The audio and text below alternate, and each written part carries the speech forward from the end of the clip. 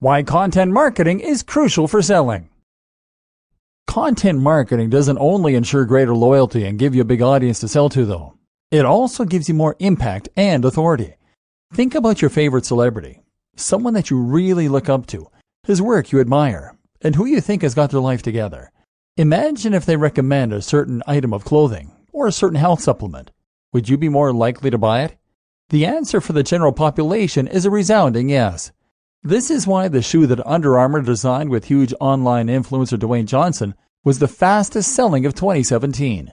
The shoe, the Rock Delta, had the considerable advantage being recommended by someone with a huge audience and a huge amount of authority and trust within that community.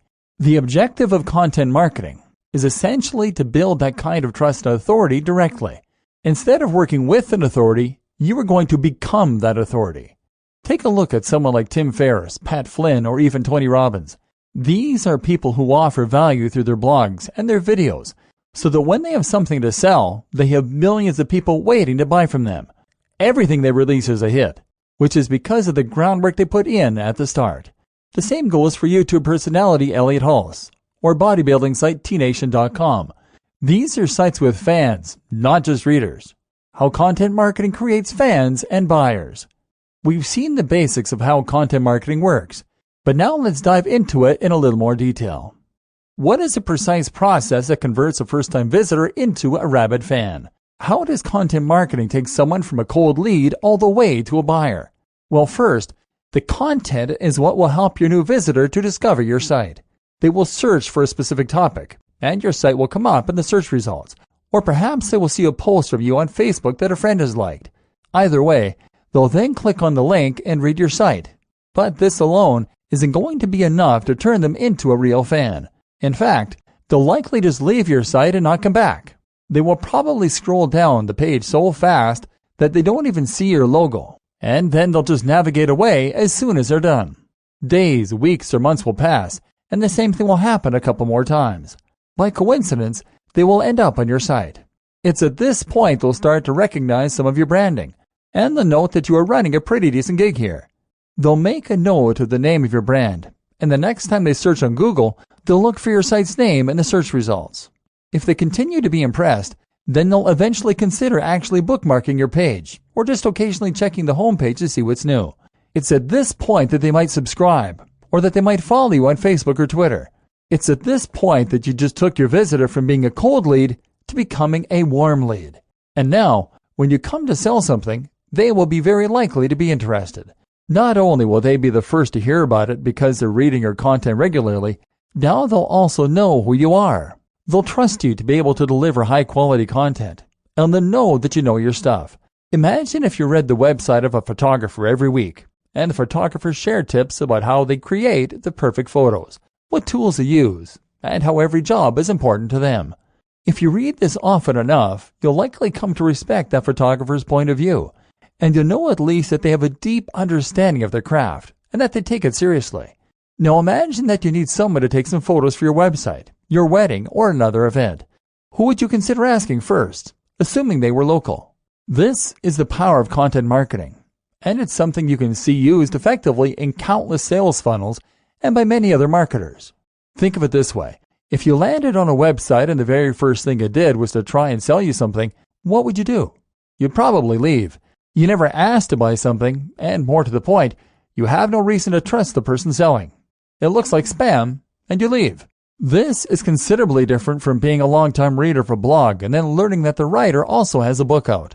This is a much less invasive way of discovering a product, and more to the point, you know something about that blogger. You know that they know their stuff, and you can trust them.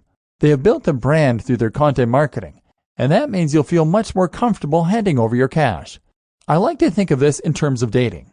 Trying to sell to someone without first establishing trust and authority is just like approaching a stranger on the street and asking if they'll come home with you.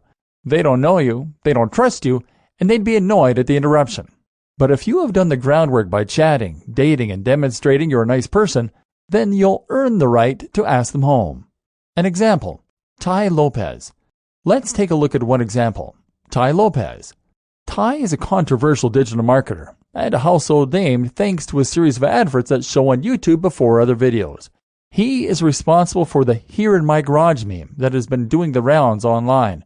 And if you spend any time online, chances are you will have encountered him.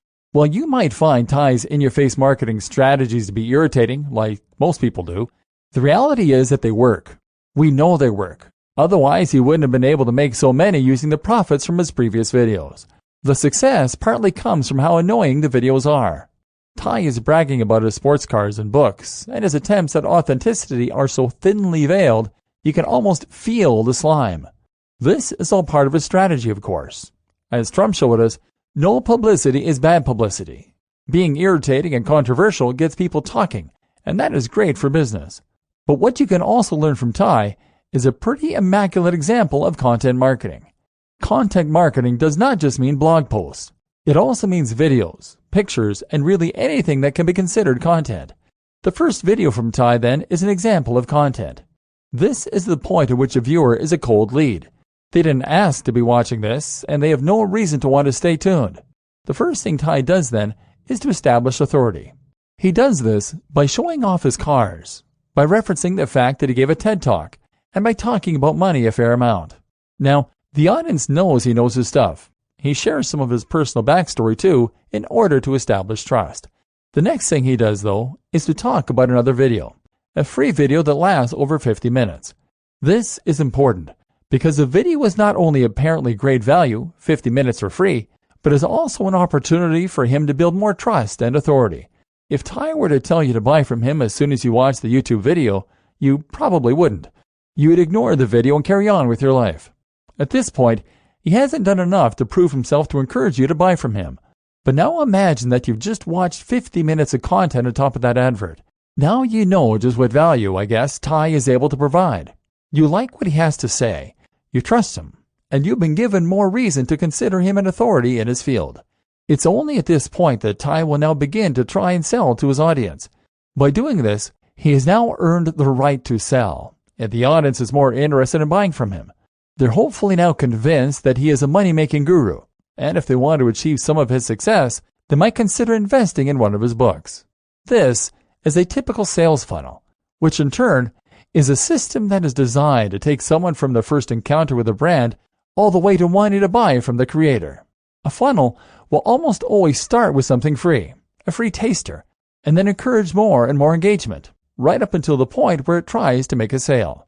But this sales funnel, like all sales funnels, also relies heavily on content, making it an example of content marketing as well. If you want to build trust and generate sales from your own website or blog, then you need to mimic this process. And it starts with amazing content.